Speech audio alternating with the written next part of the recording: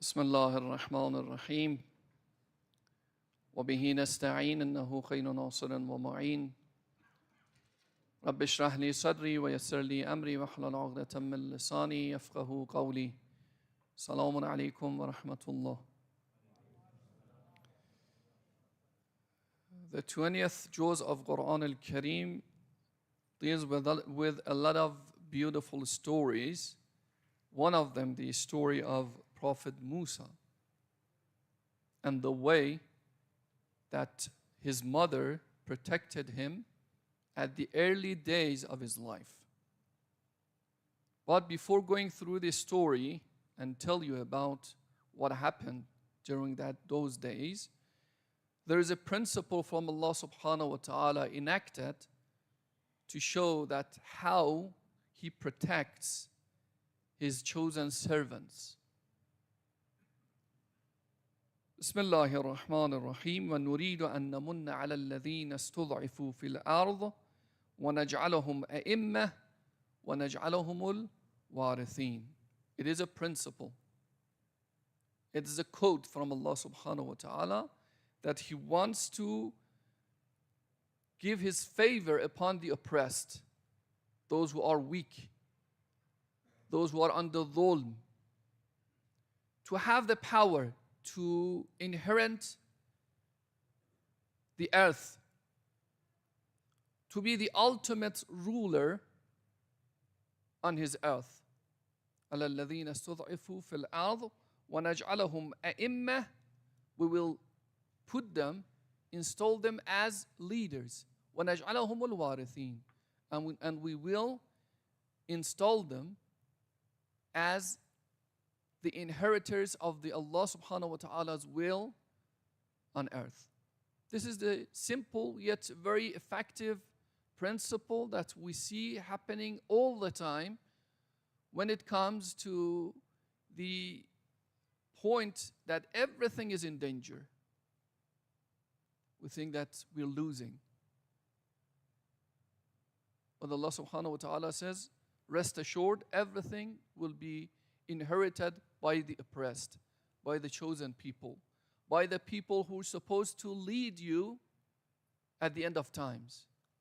So that's why our first and foremost prayer should be for the appearance of Mawlana Sahib al-Zaman, Ajjalallah Ta'ala Farajuhu al-Sharif.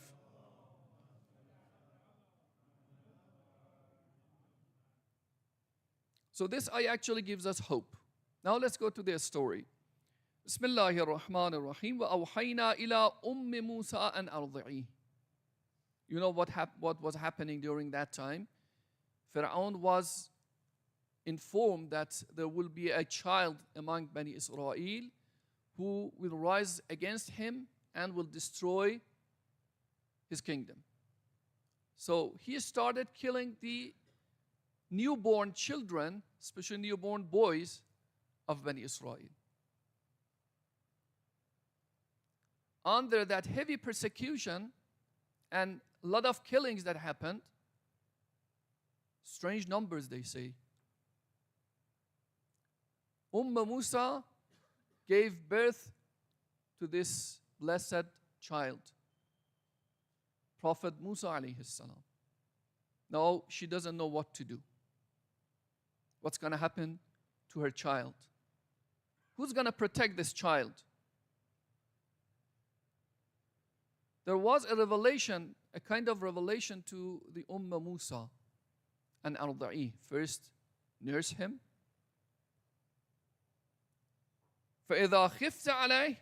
Then, when you are fearful for his life, فَأَلْغِيهِ فِي الْيَمِّ. Then throw him in the sea, the Nile River.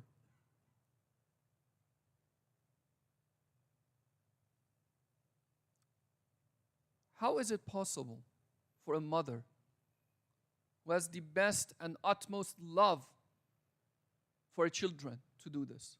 It's not possible. It's a test from Allah subhanahu wa ta'ala for Musa. First, nurse him, then throw him in the sea. Ya Allah, how is it possible? I want to protect my child. You're telling me to throw him at the sea?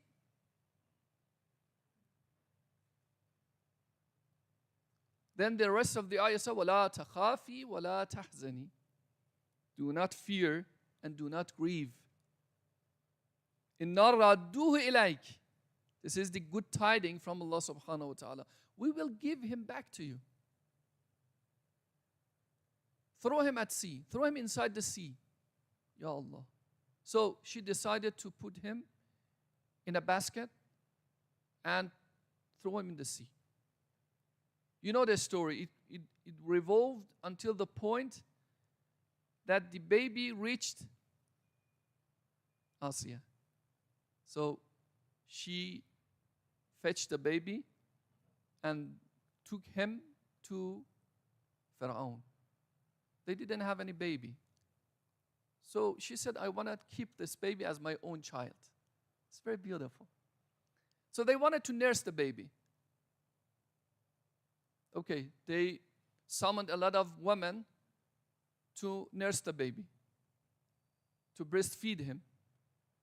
But he didn't accept anyone until the point that his daughter, his sister, who was present in the session, said, I know a woman who can actually breastfeed this child, and went and fetched his mother, Musa.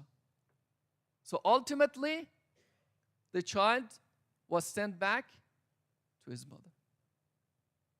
If you have faith to Allah subhanahu wa ta'ala, if you believe in Allah subhanahu wa ta'ala might and strength, you will ultimately reach whatever He has promised you. According to this ayah, according to this very noble story. And one last ayah, Bismillahir Rahmanir Rahim. This one is about us. أحسب الناس أن يتركوا أن يقولوا آمنا وهم لا يفتنون.